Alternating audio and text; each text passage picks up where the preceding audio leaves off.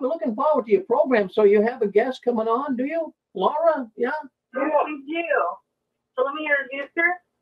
Laura Kaler is our guest tonight, and Laura is coming in here from Toronto, Canada. How she came to be a witness. So she was contacted by the Jehovah's Witnesses at the age of 19. She studied with the witnesses and then became baptized when she was 23 years old. None of her family studied with her. She started waking up, she says, in 2015 and started doing research on her own, and then really began to realize that it wasn't the truth, but felt instead that it was, in her words, all lies. Finally, in 2018, her stance became, enough is enough, it's time to leave. And so she left in December 2018. We can't wait for her to tell her story. So welcome, Laura. Are you there? Can you hear me? Yes. Well, you sure can. Yeah, okay, good. Well, welcome to the show. We're so glad you're on the show. And, you know, it's a privilege to meet someone who survived.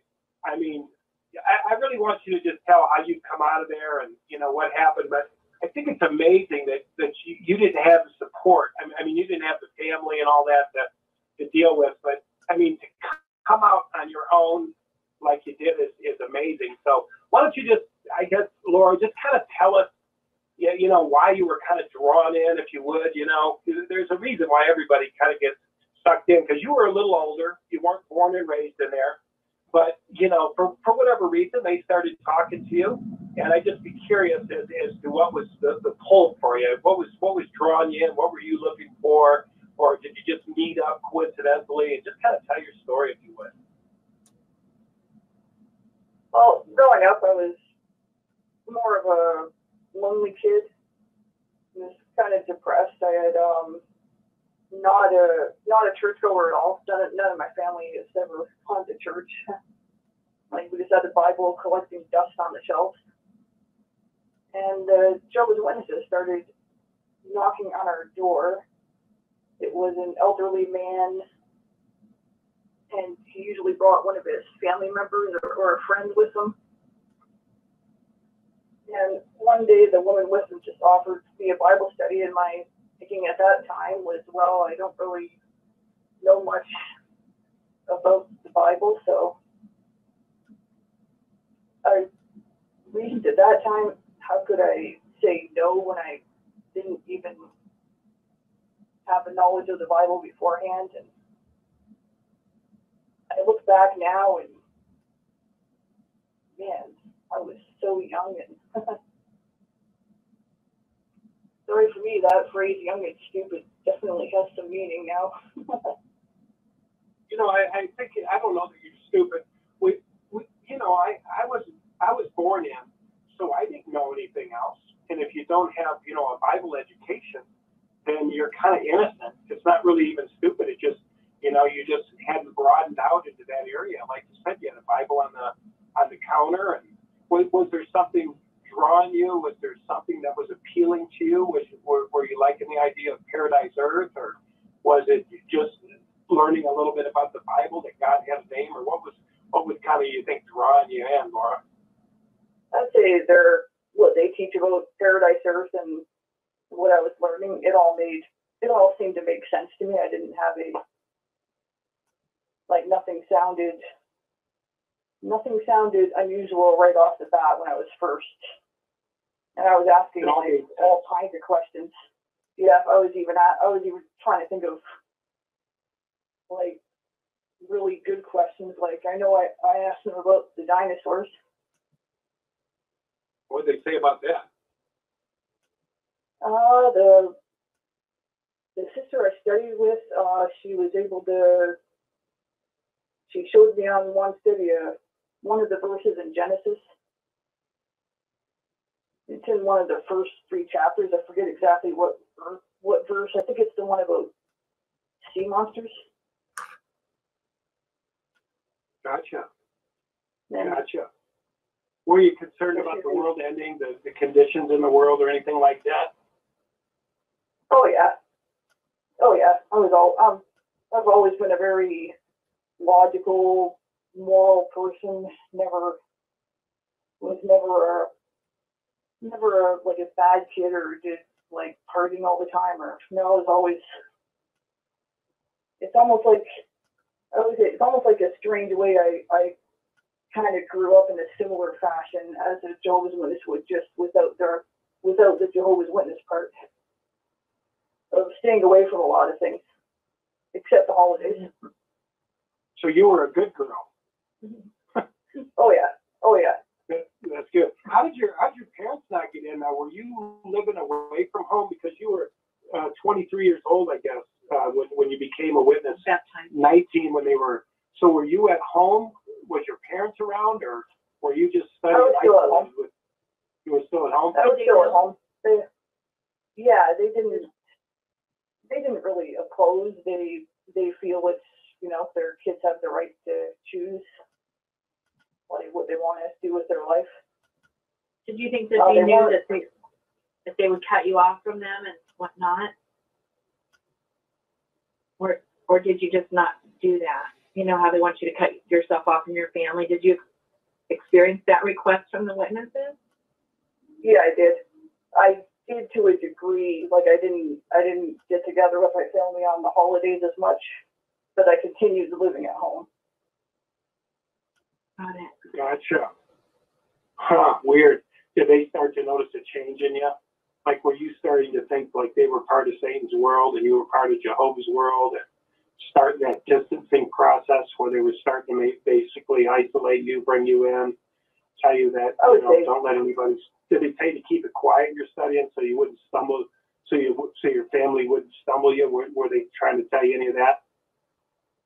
A little bit. I remember because I always lived in small houses, so I couldn't have the study in my home where I lived, so there were always nice sisters who would open up their home. The study was never at my home.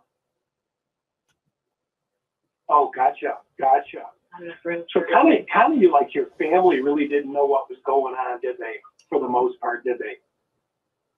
Yeah, they just kind of accepted it, but they always expressed just like definitely not interested. Wow. In the Jehovah's religion themselves. Did they get nervous, Laura, when like you didn't like celebrate your birthday anymore, or Christmas? I've seen like or Thanksgiving or Christmas. Did they like start freaking out? I think they would be like, "What are you doing?" Like, wait a minute, now this isn't a normal religious group. Like, what are you doing? Was there any of that? Little bit, but it never got too bad. Wow. Wow. Did you go ahead?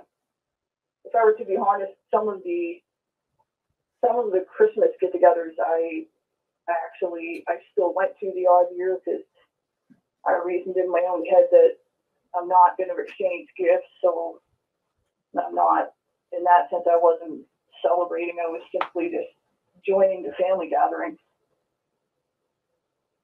Gotcha. So you were able to kind of justify it. Yeah, exactly. And I would try to visit my family like throughout the year. Mm-hmm. Like try to avoid the special occasions and just throughout the year. Mm-hmm. Yeah, that makes sense.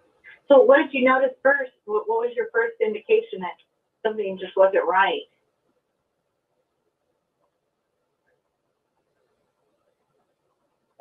When I learned about like 1975 false prophets, and this started to get to me too, how controlling they are in every aspect of your life, like what you can wear, what jobs you can have.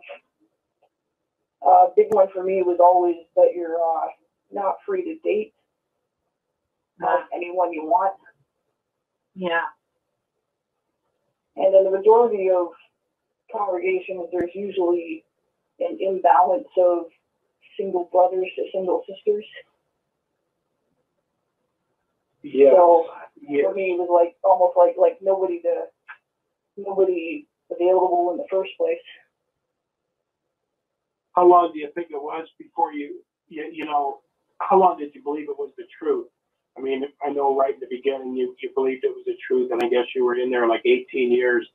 But how long was it like you really believed like this was the truth? Was it for the most part? Did you start getting the disbelief all at once, or how long? Slowly, it very slowly. I'd say I believed it was the truth for a good 10 years.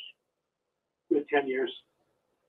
And then some kind of and that's the same thing that happened to me. There's like a discontent that starts. Yeah, like she said, the 1975 prophecy went and passed. What made you look at that? No, well, she wasn't around that time. She was late. She was late. Didn't you say you thought you were bothered about the 1975 prophecy passing? Did you say that a little bit ago? Well, learning about that. Yeah, and that's what I was wondering is what made you look back that far, because you were in pretty late. You were starting to wake up in 2015, which is a long time, 30-some years from.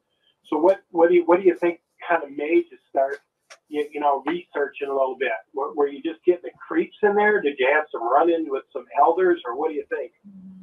Dating was the big one.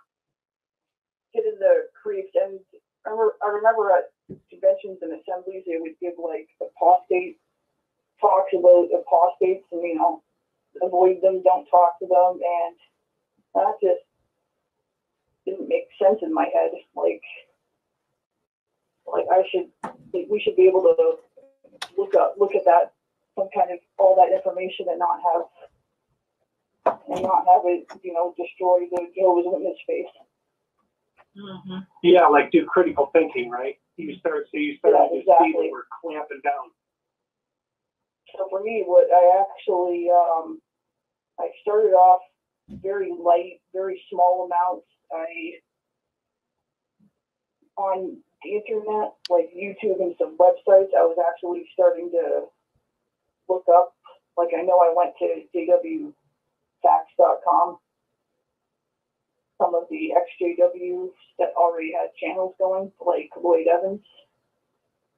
And I started to watch them.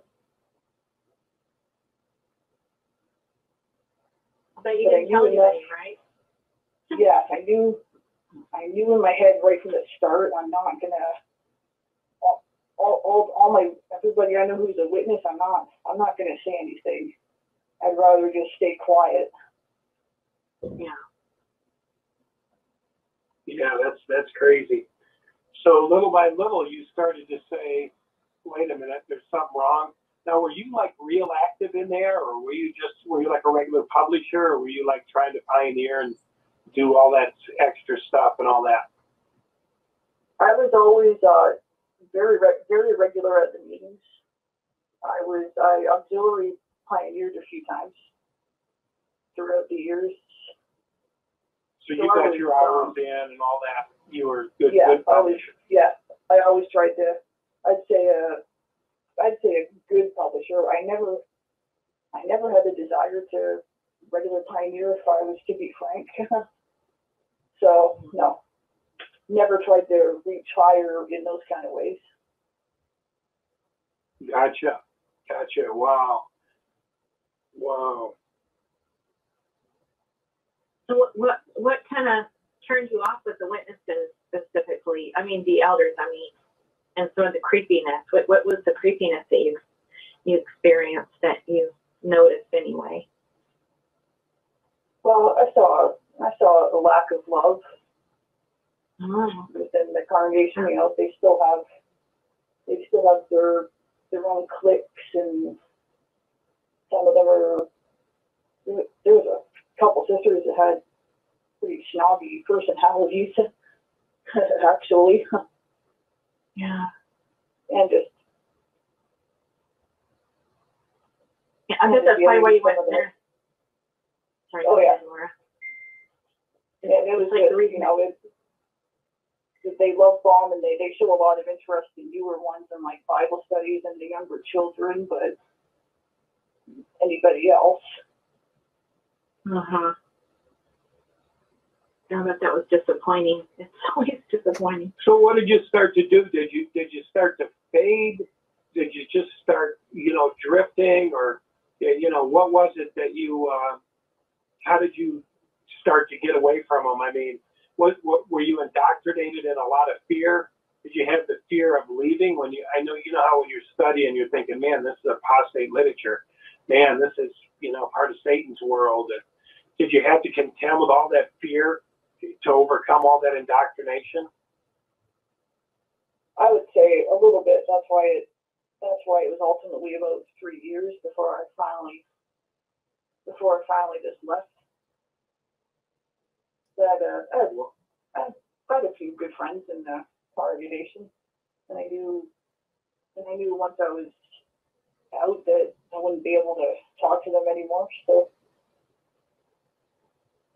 Wow. Did you notice that they had my some time of a the same? little bit. Did they have some of the same feelings and thoughts that you did? Did you guys have any kind of discussion whatsoever about it, or you just knew better?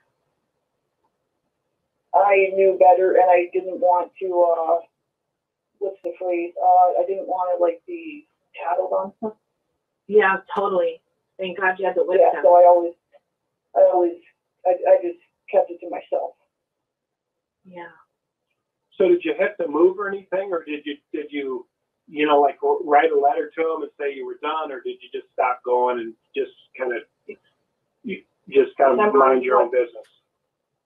December 2018, I just, like a cold turkey thing, I just emailed one of the elders a disassociation letter, and after that, I just stopped going to the meetings. They scheduled a judicial committee, which I happily skipped. And after that, I technically do not know if I'm disfellowshipped or disassociated, because I never heard back from them at all. Yeah, usually they read a letter to the congregation if you typed something into them and said you were leaving, you were done, you didn't believe them, then they would read a letter from the platform. That's what they did with me. I just put a letter in the mailbox saying I was done and I don't believe it anymore. And then they read a letter the following meeting that Dan Clark disassociated himself from the Christian congregation. That's why I was thinking if it's Laura then. Yeah. Yeah. Here would be the test. Does anybody talk to you from the witnesses anymore? Yeah, or you run into anybody? No, and I don't, sometimes when I go into stores or around my neighborhood, I don't see them too often.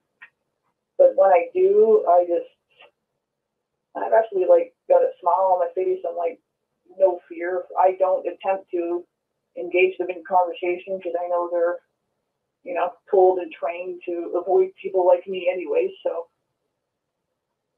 and I kind of laugh because I don't care if they get close to me in a store. Just usually they're the ones trying to run away. Right. And I'm just I don't care. Yeah. Isn't it something how scared they are of somebody who left? Oh, yeah. I was the same way. I went into the grocery store, and we lived in a small community.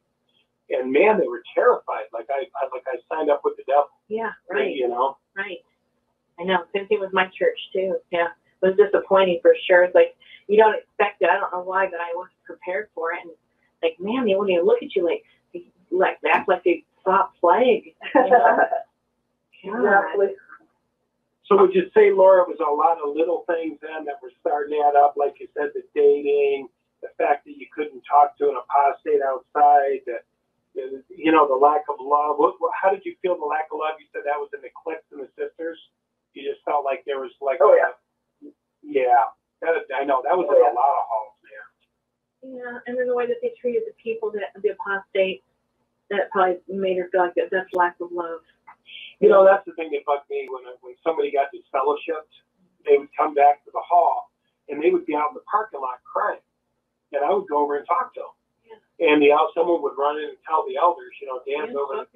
And the next thing you know, I'd be counseled from the elders, don't go over there. And I'm like, well, my God, he's back, he's crying. And no, that's right where Jehovah's got him, And I was like, God. And I started to feel it this is cruel. This is not normal behavior. This is not the love of God. You know what I mean? Exactly. Man. No way I'm so going to you do thought, that. Go ahead. There's no way I'm going to go crawling back like that for myself. No. I admire you. I mean, man, for what you had to do kind of by yourself, right? Now your parents, did you kind of tell them what was going on, or did you just Oh, yeah. kind of come and go as you did, or were they like relieved? Were they supporting you? They were all of my family was more relieved and happy when I left. Yeah, because you could kind of be back part of the family.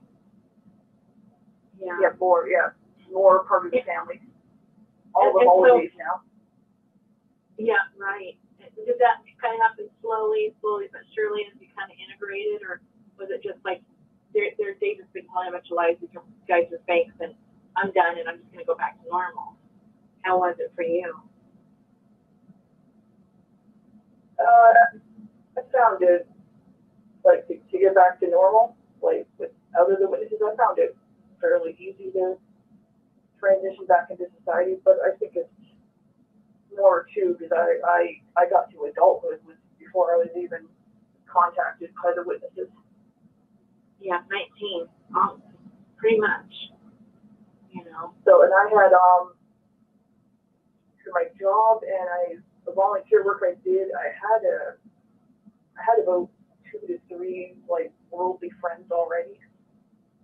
So when I left the witnesses, it's not like I had nobody besides Did you family. plan? I actually had. Yeah, Did you plan that actually now? had yeah, I did. I wanted to make sure I had a few friends and not be left with nobody. That's really good. So And smart. that's smart, and that's really A lot of smart. people don't realize what's going to happen if they say one solitary word to somebody. They're shocked, you know, like all of a sudden the world's turned upside down. Just thank God you have that foresight and the wisdom there. You know, and another also that you go ahead. Oh, it's one. And another nice thing, there is another XJW that I am friends with. We were in the same congregation a few times. Well, we've been friends about 20 years, and we're still friends because she left a few years ago also.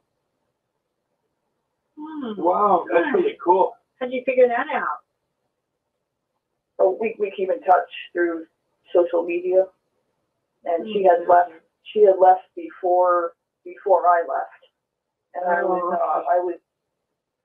like, I guess I was doing the bad a little bit, still having contact with her before I left, and we're still friends now. Yay.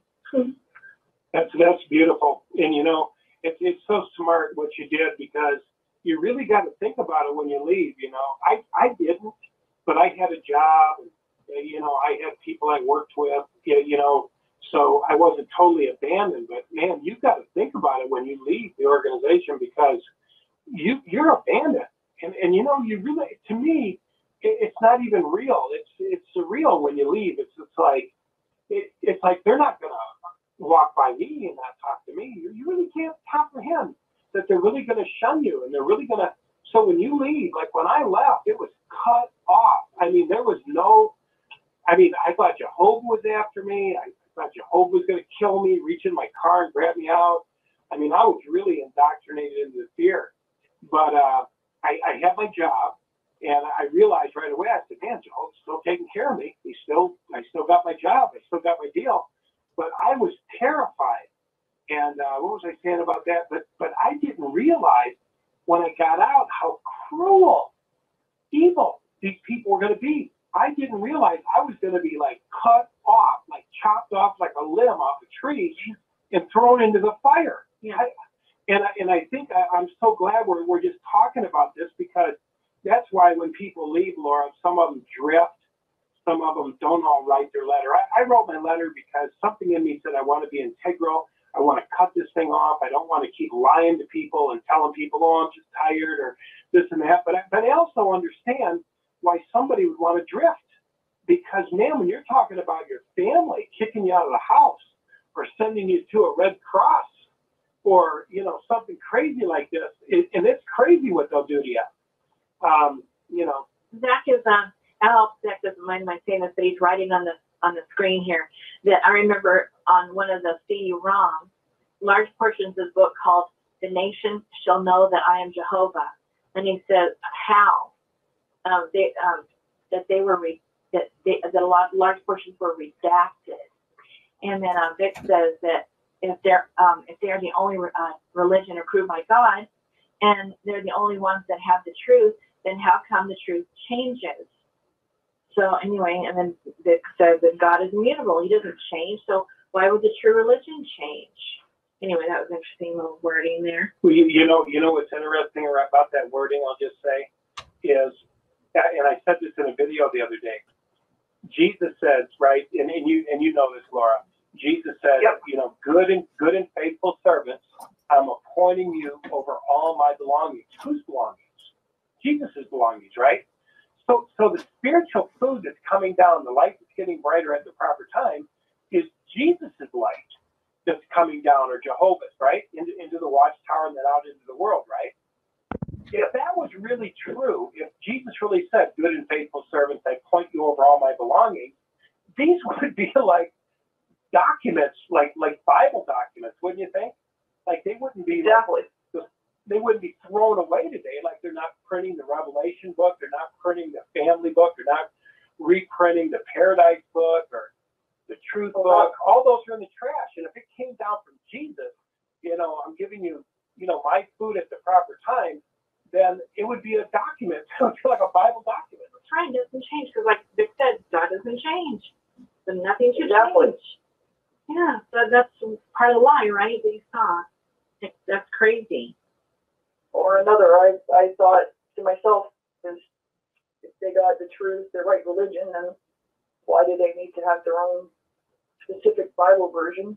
Well, so they can twist and change scriptures to their own point. beliefs. Last night Dan and I were listening to this ex-Jehovah's Witness guy talking, and it blows me away that he was ever a witness, him and his family, because he was explaining how that his family were, their last name very much heavily attached to this, I guess, the Switzerland head of the Queen of Switzerland, Yeah. right? Anyway, connected with the head of that country, that their whole bloodlines were all involved in the Swiss banks, super wealthy. He remembers traveling a lot as a witness, but he hesitated to tell what religion he came from. But and so he waited a long time to say it.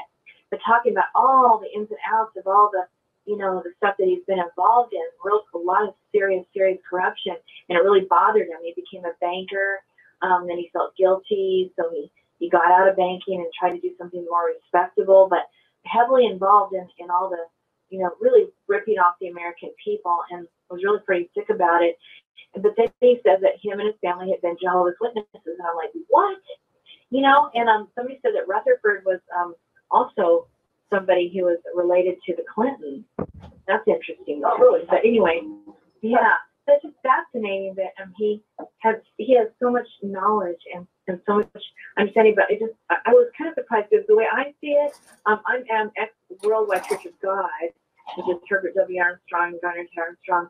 So I look at some of the similarities, but what I did notice was that they seem to always manage to catch the witnesses who are at the door going through a hard time, going through divorce, just so happened that they happened to come by just on the perfect time. Person was lonely, they wanted to talk about it, and they start befriending them, and they catch them that way. They're a lot of times, not doing so well. So this is a huge, big, wealthy family, and still are. And it just blows me away that they, I don't know, the way I see it is that's not the kind of people the witnesses usually attract. And why were they caught in that? If they were all educated and, I don't know, well-to-do, and I don't know. It was a bit surprising to me but anyway, he said that what happened was, he said that he got a brain injury.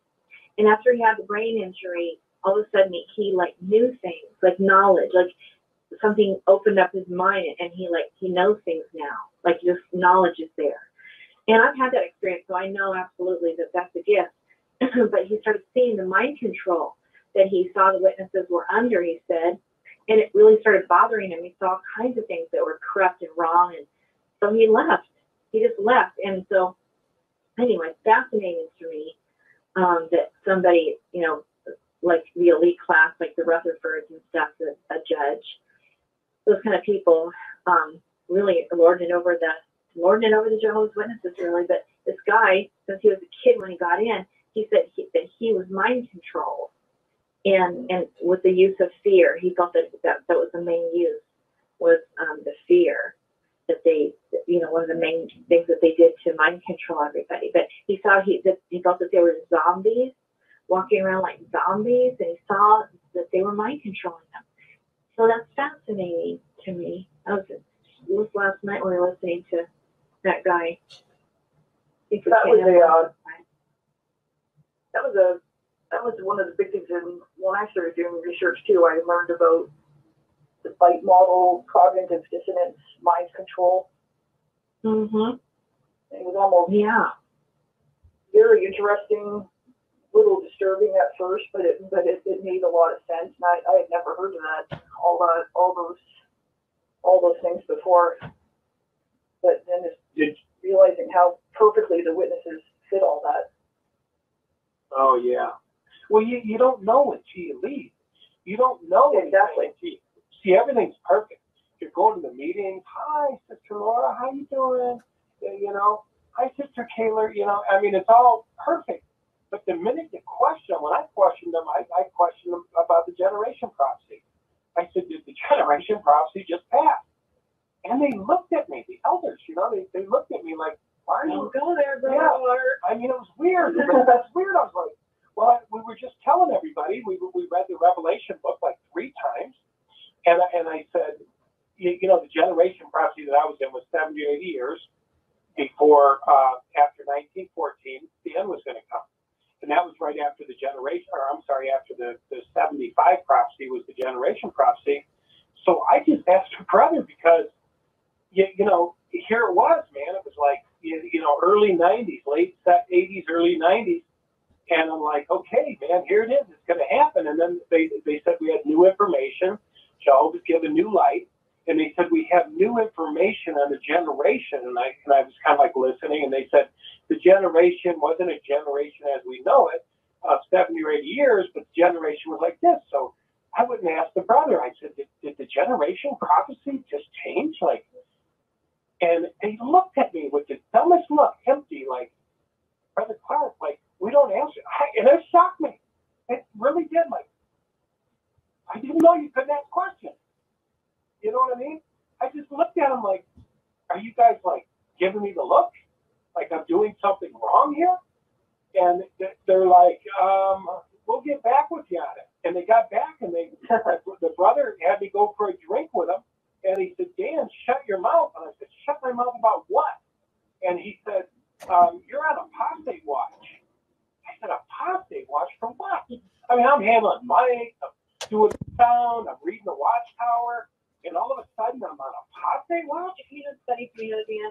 Like, Dan, his wife, she'd always like, upset when his brothers would come over, we're going to come over, and say, you got to put away these books, Dan. You can't have these on. He goes, why? What's wrong with that? Like that. He's born in, right? He doesn't get it. I had all the books, success books, Tom Peters, The Passion for Excellence, Thriving on Chaos, Think and Grow Rich.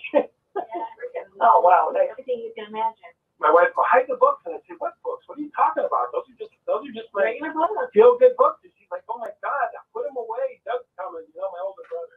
I'm telling you, So he didn't care. But what you do, get rid of them anyway? For you? I put a few of them away, And I say, Danny, the end's coming. I just want you to know, Jehovah, he had that serious talk with me, But I couldn't believe it. And I see that's what happens to most people.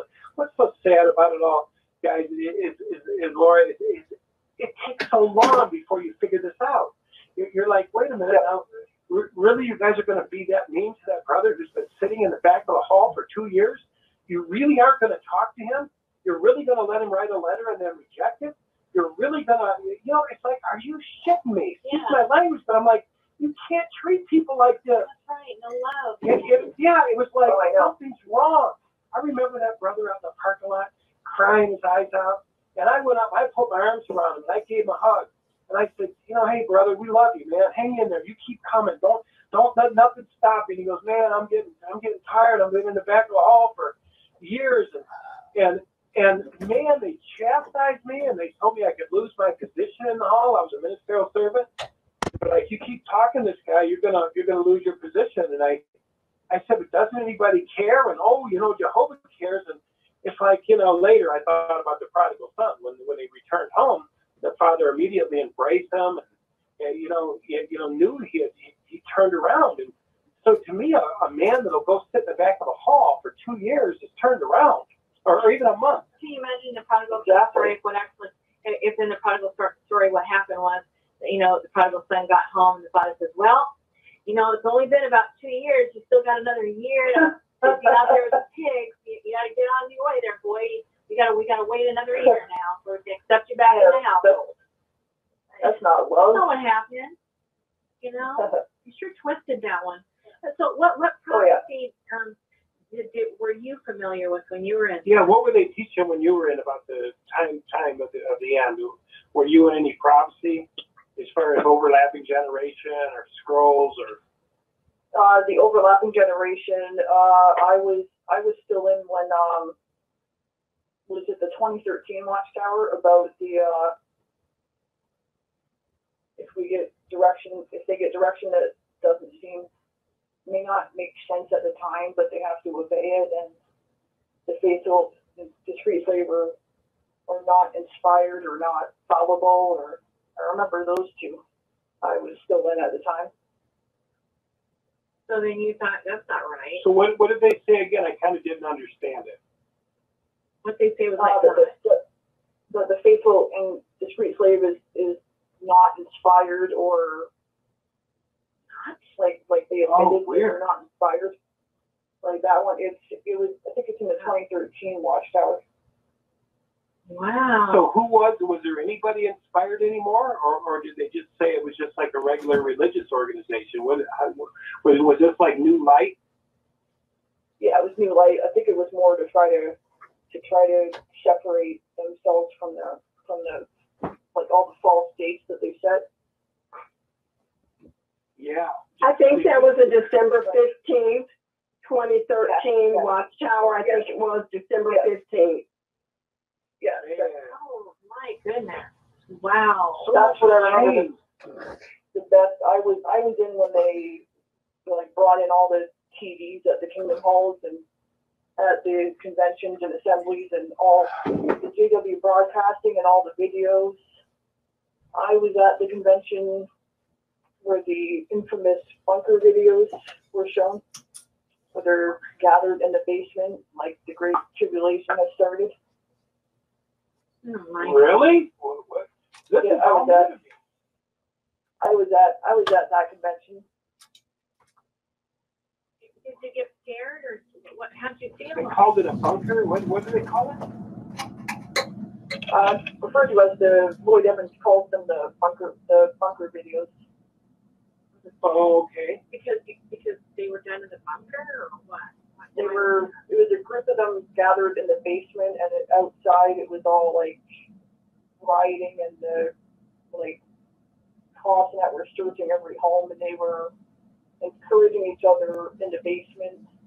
And at the end of the series, the video, they're found, the cops and that they find them and come, and it ends at that point. But I was sitting in my seat and thinking this isn't. What was that? What were the cops looking for, Laura? Well, it was like a drama, right? Oh, it was a drama. Yeah, like a drama. Yeah, like a drama video. Well, see, they sure use those little plays like that, dramas.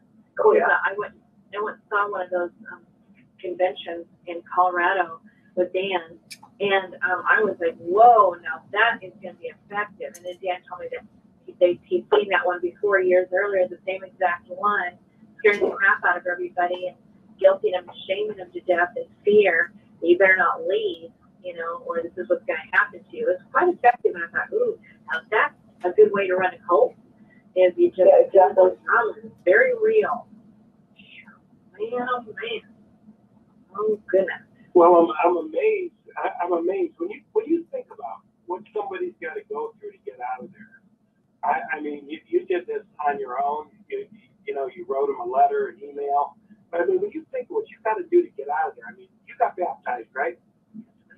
Oh, yeah. You got baptized, you got raised in front of a bunch of people, maybe hundreds of people. In front, you know, did your family come or weren't they interested? You got that. They did come. They did come for my baptism. That's the only time they ever went to a Jehovah's Witnesses gathering, though. But they did I come was for that. just thinking, you know, codependent wise, right? You got thousands of people that you got raised like out of the water, right? Yeah. And you know, it would be so easy to be codependent. You got raised in front of Jehovah. You gave your life to Jehovah. You got raised in front of your family. You got raised in front of your, when I say raised, I mean baptized. You know, and all those friends. And then to leave, you were going to be cut off from Jehovah. You were going to be cut off from your friends. You were going to be, you know, re-entering Satan's world. You were going to suffer a second death with no resurrection, and you were going to be a pig returning to the mire. I mean, did you ever think you'd get a death sentence when you left? Did you ever think that? I mean, were you familiar with the second death? Those who leave will be in the, I think it was Gehenna, or the second death, will suffer the second death where there's no resurrection. Did you ever go through any of that teaching? Yeah, I did. I mean, man, the stuff we had to go through, and like you say, the dramas. I was in 40 years, so I had 40 years of fear that Jehovah was going to kill me if I did anything as far as leaving. That those assemblies were always, don't drift away, don't go into the city, don't. That kind of blows me away about the whole thing about that December 2013 that where they talked about the faithful and discreet slave not being where their word is straight from God, because I mean everybody trusted that. I mean, I feel like they still trust that whatever's coming down from, you know, where is it now, Warkill or Warwick or wherever they're at now. Where's Precious? Is that Warwick? Yeah. So I think that people still trust that they're getting information straight from God. You've got Jehovah's utensils and passing this word from God down to the people, and so you guys trust it implicitly and obey it to the nth degree, as they even told you that you must obey, even if you don't, even if they're not, straight from God, you have to obey, right? And so why? I mean, why demand that you obey when they're not even? They're saying that they're not getting the information straight from God, and that it's not infallible and all this kind of stuff. I don't get it. How can they do that? Why would anyone listen? I don't get it. I'm sorry, guys. Please help me understand that. Goodness. Did you hear a little bit of Rick's show at all, Laura, before our show? Yeah, I did a little bit. Did you hear that what they're trying to do? They're making the elders, they're more or less saying like Jehovah's giving the elders that responsibility, like of the governing body, like you're going to be the ones who are responsible for distributing spiritual food to your family. They're trying to do an exit strategy. I mean, that's what I feel. I mean, it's like you said earlier, like we're not longer the faithful and discreet slave, but Yeah. they're going a step further now. They're saying, you brothers, first they told them they were going to be kings in the earth. They were going to be the ones that lead us in, the elders. And now they're giving them another elevated position that, that Jesus has given you the spiritual food at the promise. I know. This is crazy. They're literally stepping down and stepping down. Like, I think this is Vic. Yeah. So Vic says, what would be the reason for them to deny being inspired? To avoid accountability? Yeah, I'm like, yeah. Exactly. And now it's getting worse. Now what they just done is say people are the faithful and discreet slaves. OMG, I know. I see it as they're being just cowardly, just want to run away rather than accept responsibility and admit they're wrong. Like, and they're talking about not going back. They're talking about, we may never go back to a meeting. The guy who was talking that Rick played earlier was saying, we may never go door to door again. I mean, they're shutting down business as usual. Wow. And I believe they're coming up with an exit strategy. we got to close the computer down. Our cat just showed up, which means that he steps on things and makes everything a mess. Okay, you got to get down. Yeah. It's a cute little cat. We should show you our little cat. Yeah, I would like to make one little, give you one little compliment. I've subscribed to your channel. I watch your videos, and I'm an animal lover, so I've noticed there's a few of your videos where I can see your cat sleeping on the chair or walking around. Yep. I know. Yep. He not too long ago, I was typing something, working really hard on this document, you know, and I've been typing a long time, and all of a sudden the cat just came in and stepped right on my keyboard and literally just happened to step on the delete key. Deleted everything I've been working on. I'm like, no, so I mean, I have to be kind of careful. He gets up on this computer and walks across the keys and shuts off the screen and, you know, and all that stuff. Oh, there's nothing you can do about it. Like, I tried to get her off, you know, one time, and she literally clawed her claws into the plastic on one little edge of this laptop computer we're using, and was not going to come off that computer for anything. I'm like, oh my gosh, have you put a little finger mark in my computer? You don't want to leave? Oh, yeah. Oh my goodness. Well, you know, my brother, Laura, said that he can't even find a Kingdom Hall. He said there were 3 up in his area, and all of them are sold. They're churches, they're, you know, stores. He said he can't even, you know, it's crazy. We have no idea. I mean, one time I think I looked it up. They sold like $119 million worth of Kingdom Halls, but that was a long time ago. But you know, when you think about it, that those halls were dedicated to Jehovah, that those brothers paid off those halls and, you know, worked extra hard. I mean, most of the brothers in the hall are laborers. You know, they have, you know, regular construction jobs, and, you know, that all that was built with free labor. It's like 100% profit.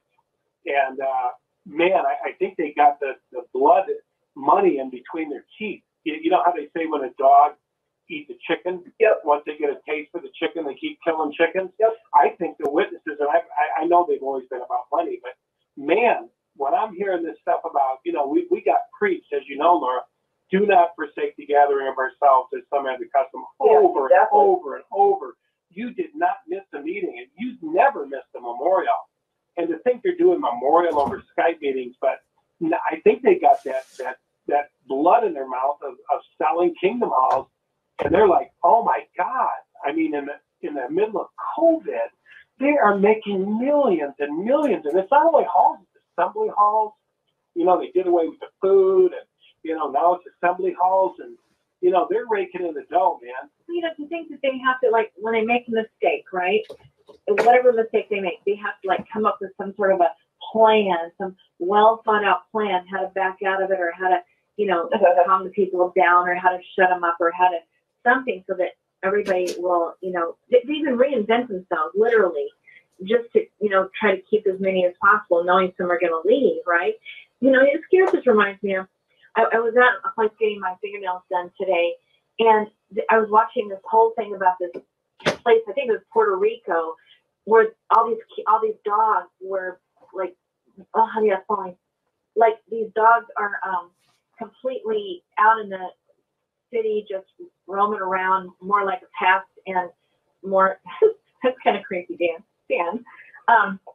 He's playing with the lamp that's making it look like ghosts. Yeah. So the dogs were being picked up by this kind of a farm that takes these dogs in and tries to help them because they have so much love and compassion for them. But they said that in 1 week, something was going on in Puerto Rico, and they picked up 700 dogs. And then they had this huge property, so these guys would run and run and run and run and run. And I saw them feeding them, and it's like, oh my goodness, it's like it takes mega amounts of food to feed these, and ended up with 1,200 dogs. But then the money wasn't coming in at some point, and they couldn't feed them, and it was just this horrible disaster. And like, now what do we do? And now they're looking skinny and scrawny, and all kinds of diseases on them, and you know, they feel overwhelmed. It kind of makes me feel like that these guys like got in over their heads, got so many people, and now what? Now what? Always trying to figure out how to back out of things, and now wishing that they hadn't taken on this huge congregation. Now how do we get rid of them? You know, like the people with the dogs, like now we got to get rid of them somehow. You know what I mean? Like, I don't want this responsibility anymore. So this COVID comes along. It's like, oh, good, maybe this is our way to back out. You know, here comes our cat again. There's our kitty. Everybody can see that's some biscuit. Oh my goodness, you want it. You're drinking my water? No way. You're not really doing that. I don't believe it. Ice water You too. want to drink ice water. Okay. That's funny. That's funny. Glad it's her water, not mine. Worrying. Well, I want to say hello to Laura. This is Rick at the Six Queens, Laura. Hi, Rick.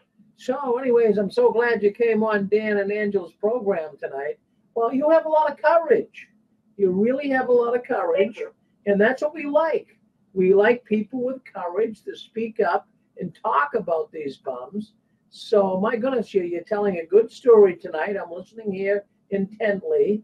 And you just go at it, girl. You're doing a great job. And you're helping a lot of people, Laura. Thank you very much. Yeah, well, you just keep up the good work. And, don't you let up doing this. Get your story out there. Tell as many people as you possibly can. I'm so glad that you came on Dan and Angela's program. This is reaching a lot of people tonight.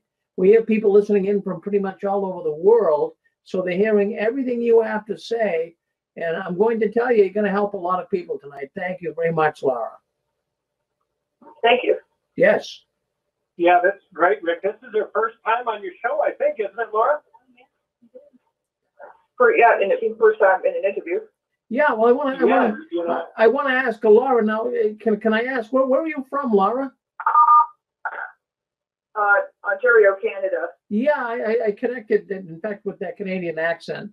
But no, that's great that you're willing to be outspoken and be an activist, so to speak, and let people know what the Watchtower is hiding behind. And sometimes you say, well, I'm just a little voice out there. But I'll tell you what, Laura, all of us together, your voice, my voice, Dan and Angela's voice, all of us together are making a big footprint on bringing this organization down. So keep up the good work. Thank you. Yeah, good job, Laura. And she's got a YouTube channel I think you're starting too, right, Laura?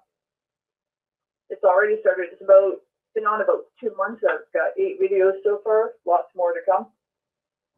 Really, Wow, where that's do you wonderful. find Can that, I- Laura? Yeah. Can I say the name of my YouTube channel? Yeah, please. Yeah, absolutely. I think it'd be better to spell it out. Yeah. It's I took it I took it off my name, my first name and middle name. I'll just spell it out. RAELALA.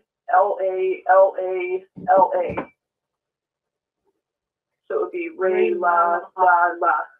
Yeah. So that's the YouTube Yeah. channel. Yep, and it's got about 8 videos so far. Every 1 to 2 weeks I'm putting in a new one.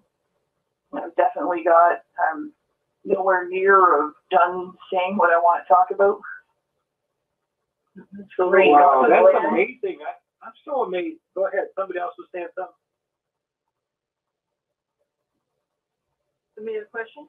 I'm just amazed. You've been on a short time to just be so recovered and so healthy and so on your feet and so together, and to start up a YouTube channel and to have so much to say and want to help people. I mean, man, it's a miracle. I'm just telling you, it's a miracle that you got out. Do you think you still have like deprogramming to do? Were you able to get rid of like all the stuff, like the Trinities, the blood, the Jehovah's, or were you able to get that stuff out of you? still working on it a little bit because that's the Jehovah's Witnesses. That's really the only Bible education I've gotten in my life so far. So I have a King James Bible now. I'm trying to read them, and sometimes it's making a lot of progress, but sometimes it's tough to, it's different now. That's not the way. That's not how it is. Were you around when they changed the Bible over to that gray Bible? Yes, I was, and I was. Yeah. I never liked that they did it in the year 2013. 13, and I was not able to go to the special meeting for it. Even though I could have gone, but they could only hold so many people. So they were telling like some of you can go, but don't everybody go because we can't seat you all. Oh, wow. And I missed it, Great. although I didn't really care that I missed that special meeting anyways. Yeah. Did you kind of compare the old version with the new version? And what did you find? Yeah, I did a little bit. I found I liked some of the new features in the gray 2013 one, Uh-huh. but like deep down I thought it was, like something just unusual with. Why would you need to change and like update the Bible? Right. Yeah. Yes, but And why do they choose these crazy, stupid colors like green and gray? I was at my mom's funeral and I said, why would they put a gray Bible like? And the lady goes, you are such a rebel. And I said, no, it's ugly. And she said, well, YouTube said it was the best Bible and the best written. And I said, I don't care what YouTube said. A gray Bible? Yeah, a green Bible? I mean, It's light green. but what was weird? I was at my mother's funeral, and I've been in the witnesses all my life. And they were reading from that new Bible, and those scriptures were all changed. Oh, yeah. All of them. I checked out some myself. John 17:3, all of them. I was like, whoa. Yeah, you know what I mean? It's crazy. It really was. It's funny. They call it the silver sword. And I'm like, yeah, because it cuts off family. It cuts off people from blood transfusions. It cuts off kids from school and education. It cuts off. It kills people. I called the Bible, I said, in the wrong hands, the deadly weapon. It was a video I did. And I said, the Bible in the witness's hand is a deadly weapon. And man, they use it to punish people, shun people, hurt people. And they've done so much damage. I don't know if you know, Laura, but, they basically killed my mother. My mother died of schizophrenic. On her deathbed, while they were wheeling her down the hall, she was saying, Jehovah's going to kill me, Dan. Jehovah's going to kill me. And I said, why, Mom? She said, because I haven't made the meeting. And she had a stroke. And she was just, and I said, Mom, you can't walk. They're carrying you like a motor. My dad said, I failed to raise you kids in the mental regulating of Jehovah, and he died of shame. My oldest brother is like mentally ill. My younger brother is mentally ill. And that's when I came back, because I was an activist 10 years ago. And some of my videos go back 10 years. And then I just kind of stopped and got on with my life. But when I saw my oldest brother, what he looked like, and Angela was with me, Oh, yeah. he was like a vegetable. And he was a presiding overseer. And I think he was just sitting there like, what's going on in this organization? What's happening? What on earth is happening? And we don't make meetings. It is falling apart. And the prophecies aren't true. And see, the thing about it is, Laura, if you deny reality, if they tell you the world's going to end in 75 and then just ignore it and it goes by, a part of you knows that's the truth, right? yeah, exactly. And so when it passes, you have to say, did something just happen? Well, they tell you to deny reality. Well, we didn't say that. It's called gaslighting. We didn't say the world was going to end in 75. We didn't say that. It didn't say that exactly. Yeah. That. Oh yeah. Right? But then the generation prophecy has the overlapping. See what happens, what people don't realize, mental illness is inevitable because you start to get a split mind. Well, even that whole thing about the faithful and discreet slave being inspired, they give the food down to the people, inspired by God, given straight to them from God, and all of a sudden they change it up and they tell you that, it's not inspired. It's like, what do you do with that with your brain? You have to split. Yeah, you do. Because part of you have what we call an inner GPS. You do have an inner GPS. And it knows the truth. It knows what's been said. It records everything. And then your head says, deny it. The watchtower says, deny it. We have new information. Who transforms themselves into an angel of light? Who says darkness is light? Satan. Exactly. Satan says he's light and he transforms himself. So you're playing with the devil. So you have no choice but to split off.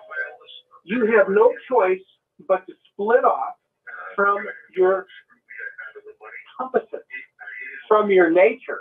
You have no choice but to split off. You inside you say that They lied. They got it wrong. No one knows that. No one knows they got it wrong. And then, but your mind says, and what they tell you is, we got new life. So that's the beginning, guys, of what they call compartmentalization.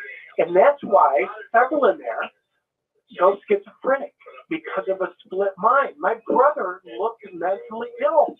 When I went back, it looked like a mental ward. My brother wouldn't even look up at me. He would never look in Dan. He would never look at me. I'm like, Doug. Oh, wow. It took two. And I was like, Doug, I'm Dan. I'm Dan, your brother. Look at me. And he wouldn't look at me. And I said, I'm going back. And we came back, and we hired a guy named Andrew to film us. Oh, right. And we did, I don't know how many videos. I mean, I'm not going back to witnesses. That's what I told you. Yeah, no. We hired a guy, and we said, we want you to set up videos and record us, and we haven't stopped since. We've been an activist ever since. I said, you know what? A lot of people say, why do you do activism? Why did you go back? Get on with your life. Go on cruises. Do nothing. And it's like, you know what? Jesus didn't do that. He said, you whitewash graves, you hypocrites, you offspring of vipers, you blind guides. You don't enter in. You don't allow the others in. You end up in a pit, and so do the people who follow you. Well, here's the thing. The Bible says, get out from amongst them. It says, if they false prophesy, do not fear these ones. And it says, get out from amongst them. Well, because the witnesses aren't listening to their inner GPS, because they've been told not to listen to it, don't trust your heart, don't trust, what is the heart is treacherous and desperate, who can know it? Yes. Don't think, whatever you do. Don't think. And so they follow, and they end up in the pit. What is the pit? Watchtower lies. Watchtower stealing their homes. You want to know how many people right now Watchtower is stealing their parents' pensions and homes?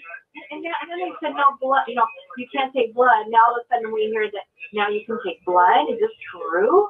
I mean, oh my gosh! Oh, wow. A million people died, and now we're just now hearing that they say you can take blood now.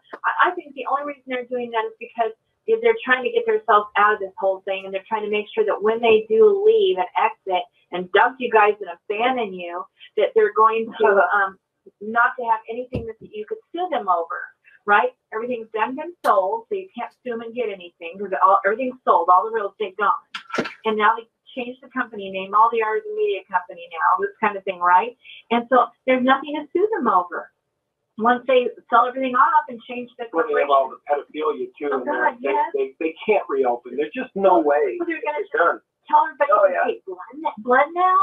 I mean, my God. They're looking for an exit strategy. They and they really found one. I tell you, after I heard that thing Rick said tonight, they found an exit strategy. It was no good. I got a question for you, Laura, because you're in a different timeline than Dan was. When you were in there, were the faithful and discreet slaves, did you know who those individuals were who ran and who took that information straight from God? Did you know their names? Did you know their faces at any point? Just curious. A little bit. Because Dan did in his day.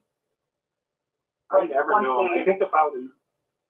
Yeah, I never knew them. They were like the Wizard of Oz. They were just these people in Brooklyn who were part of the faithful slave that heard Jehovah's voice, and we did, and they did. Well, we heard recently that they started letting the elders, the higher up, to come in, only the men and not the women, and see on a big screen the leadership of this organization. And I don't know what all they would talk about, but the women were not invited.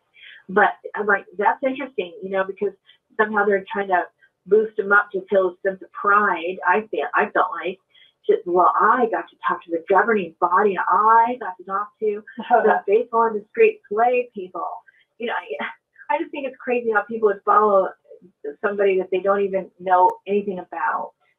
Yeah, it's nuts. Yeah. Well, I just want to ask if anybody else wants to say hi before I invite Mark on, because Mark's got some inspirational stuff he likes to share, Laura, with people. Does anybody want to say anything else before I open it up to Mark and let him? Yeah. Go ahead. This is Thomas Hawson, Lawrence, Kansas. Hey, Tom. You've been here. Hi there. Good talking to you, Dan. We're having a great conference tonight, man. Oh, thank you. Do you think they'll really reverse the blood ban policy, or do you think it's just a possibility? Have you heard anything new on the shunning? I don't know. You know, I'm seeing online. I saw something online that says, "Oh my God, they reversed the blood policy."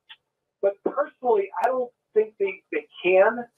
I think they would be sued. What do you think, Laura? I just think they would be in for so many lawsuits if they did that. Yeah, I agree with you, Dan. I don't know if they ever really could. There would be a lot of, same. I knew of a couple that ended up dying, and it was basically because they wouldn't take blood.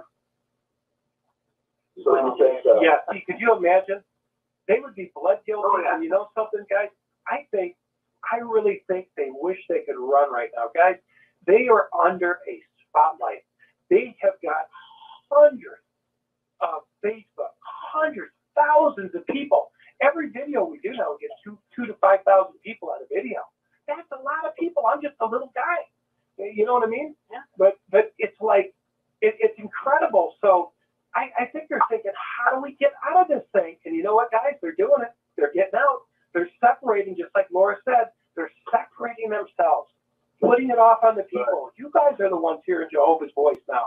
These guys are clever. They are. It's crazy. oh, evil. Evil, Very true. right? Evil. That's what I was telling Rick, man. There's power. Satan's powers behind them, man. Right. So what do you think's going to happen with the shunning policy? We see a very good start in Belgium.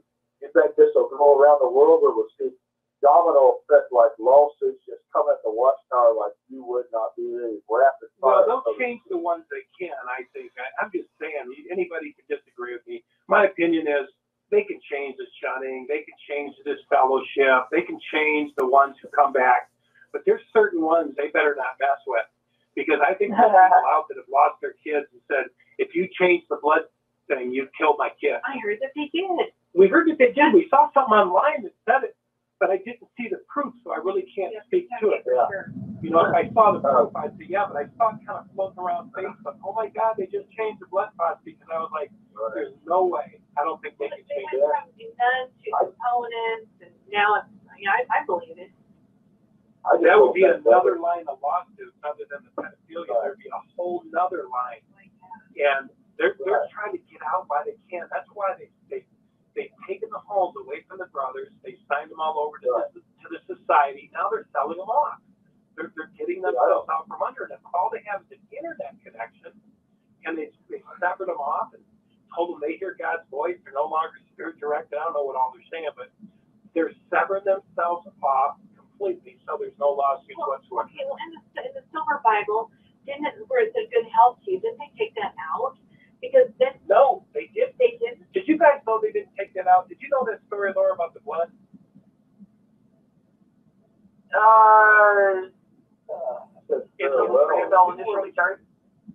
Yeah, in the New World Translation, it says abstain from food sacrificed to idols and from blood, and then in ours it said good health to you, right? In the assembly, farewell. yeah, and at the assembly one year, they told us don't say that anymore. Don't say good health to you, because it's out of context. Because basically a dispute broke out. The Jews were preaching circumcision, and the Gentiles were eating the food sacrificed to idols, and it's probably not draining the blood properly. And so the Jews got sickened by it, and the Gentiles got sick of the Jews pushing circumcision. So it said they went to the older men in the congregation, and they said, for the sake of stumbling your brother, abstain from you brothers quit preaching circumcision, you Jews quit preaching literal circumcision and be circumcised to the heart, single focused on God. And you Gentile brothers, abstain from food sacrificed to idols and from blood. And then what it's supposed to say, in every other Bible, you can look at 50 Bibles, it says farewell. It doesn't say good health to you. Those Greeks put it in the sword, as they call it. They put it, I thought they were going to take it out. But at the assembly, yeah. And I thought they would take it out because they told us at the assembly, don't say that at the door anymore. Don't say good health to you, because it means farewell. And so the reason I know that is because the lady brought over about 25 Bibles, and she said, show me which one has good health to you. So see, they can't mess with this. So they left it in the silver sword. Yeah, this would be lawsuits. Oh my God. Now you're That's just my thought. They could do anything. They're crazy. So Lord, you're you're a Christian now, right? You're going to a Christian church, and and you got a good base there, good friends. And how long have you been doing that? How long have you been a Christian? I've been going about a year and a half now to a church. It's actually one that's right across from a school I used to go to as a kid. I've been going there about a year and a half. I love it. Great people. Even during this COVID, they've called me up a few times to see how I was, and I don't remember that ever happening as a Jehovah's Witness. That's pretty dang cool. Wow, that's great. Do you go to the Bible studies? Yep, I've gone to a few. Yeah, that's where you learn the most. That's what, and it's kind of cool because, you can learn, going to the church, but a lot of times the Bible studies, you can kind of share your thoughts. You can say, hey, I kind of see it from this way and that way. It's kind of an open discussion, you know what I mean? But they usually go a little deeper in there sometimes. Yeah, I think so. Yeah. Well, Laura, would you be okay if Mark comes on and shares some positive stuff with us? Sure. Okay, and one quick question. Do you want anyone to contact you after all of this in any way, or are you good just with them checking out your YouTube channel and commenting there? Is that good enough? Yeah, that's fine. Okay, all right. Thank you so much, Yeah, Laura. thank you, Laura. You're an excellent speaker and great motivation, and you're doing a great job, like Rick said. You're really, man, I'll tell you, a lot of people listening in tonight, the screen that was full. We have a screen that we watch, and it was completely full, and everybody was tuned in and commenting. And Rick said there's lots of listeners on there tonight and going out all over the world. So we hope you set Canada on fire. Yeah, absolutely. I guess he's gone. Hi, this is Apasta Babe. So I just now subscribed to your channel. And you're pretty too. You're pretty too. I was like, oh, what a cool surprise. Yeah. I'm looking forward to, setting them all up and taking a look at them tomorrow. So anybody listening, you want to look up her YouTube channel. And can you tell us what it is again? Can you please spell it out? I'm still here. RAELALALA.